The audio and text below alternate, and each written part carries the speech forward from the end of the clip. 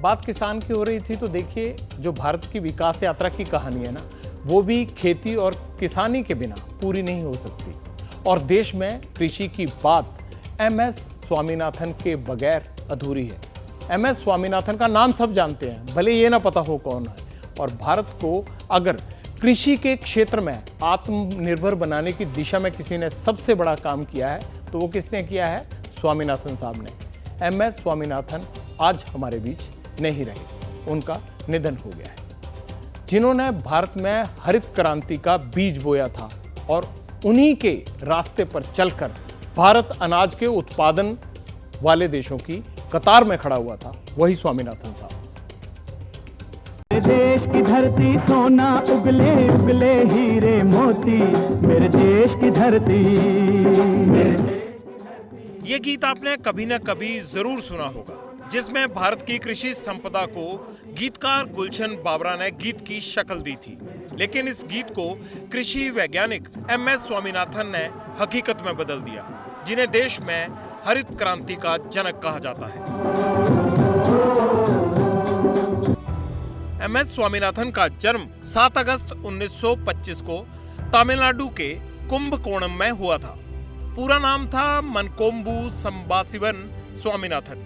तमिलनाडु में ही स्वामीनाथन की शुरुआती पढ़ाई लिखाई हुई। तिरुवनंतपुरम और कोयम्बटूर एग्रीकल्चर कॉलेज में ग्रेजुएशन किया। 60 के दशक में देश भयानक अन्न संकट से जूझ रहा था। 1964 में लाल बहादुर शास्त्री ने देश की कमान संभाली। उस वक्त भारत को अनाज का आयात करना पड़ता था। तब प्रधानमंत्री को देश से एक दिन का भोजन छोड़ने की अपील करनी पड़ी थी। उस दौर में खेती के तौर तरीके भी पुराने थे, जिसके चलते अनाज उत्पादन भी बहुत कम था। इसी वक्त भारत में हरित क्रांति के बीज पड़े। एमएस स्वामीनाथन ने उसकी कमान संभाली और देश में नई कृषि नीति की शुरुआत की।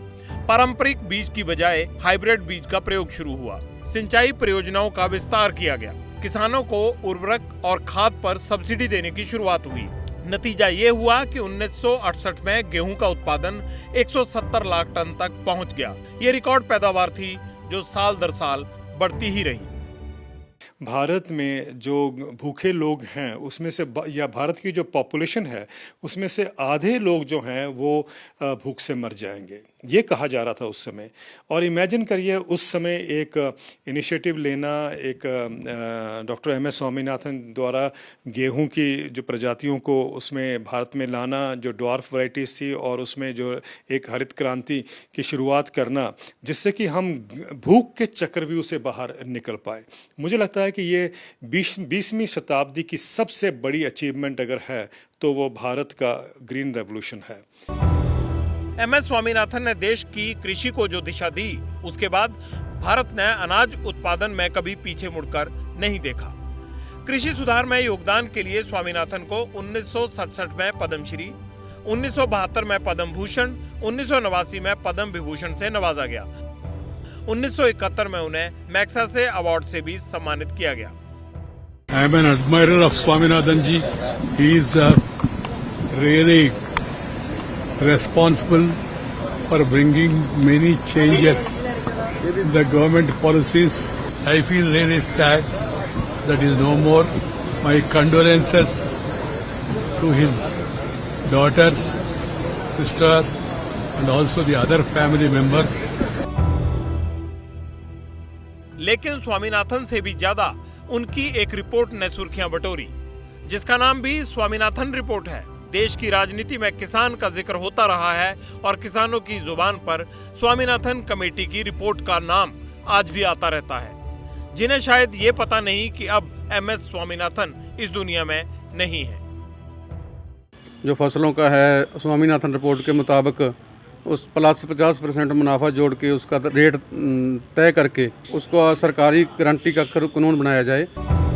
साल 2004 में यूपीए सरकार ने एक आयोग का गठन किया। मकसद था देश के किसानों के हालात को जानना। इसका नाम था national commission on farmers. MS Swaminathan को आयोग का अध्यक्ष बनाया। आयोग ने जो रिपोर्ट बनाई उसे स्वामीनाथन रिपोर्ट कहते हैं। इस रिपोर्ट में सरकार को कई सुझाव दिए गए थे, जिससे किसानों के हालात को सुधारा जा सके। सबसे बड़ा और चर्चित सुझाव एमएसपी का था। 50% लाभ के साथ किसानों को एमएसपी देने का सुझाव दिया गया। बगैर कॉम्पिटिटिव एडवांटेज को नुकसान किए अगर हम इस तरह का कोई अच्छा एक डॉक्यूमेंट बना सकें जो आने वाले 25 सालों में भारत को एक मार्गदर्शन दे सके, तो मुझे लगता है ये एक बहुत ही महत्वपूर्ण काम होगा। तो डॉक्टर स्वामीनाथन को हमारी श्रद्धांजलि, और जो प्रयास और जो काम उन्होंने भारत की खाद्य सुरक्षा के लिए किया है वो वास्तव में सराहनीय था। लेकिन रिपोर्ट की सिफारिशें आज तक लागू नहीं हो पाई। रिपोर्ट कई पार्टियों के घोषणा पत्रों का हिस्सा बन गई और कमेटी की सिफारिशें राजनीतिक बहस में खो गई। स्वामीनाथन साहब को हमारी भी श्रद्धांजलि। जैसे ही घड़ी का काटा दोपहर 2:30 पे आए, बबीता जी का दिल सास बहू साजिश के लिए मचल जाए। और ये है इनकी बहू, पूरे दिन ऑफिस की टेंशन हो जाए गॉन जब ये करें अपना फेवरेट शो फ्री टाइम पे ऑन। इनकी तरह आप भी देखिए अपना फेवरेट शो अपने टाइम पर और डाउनलोड कीजिए एबीपी लाइव ऐप अपने स्मार्ट टीवी पर।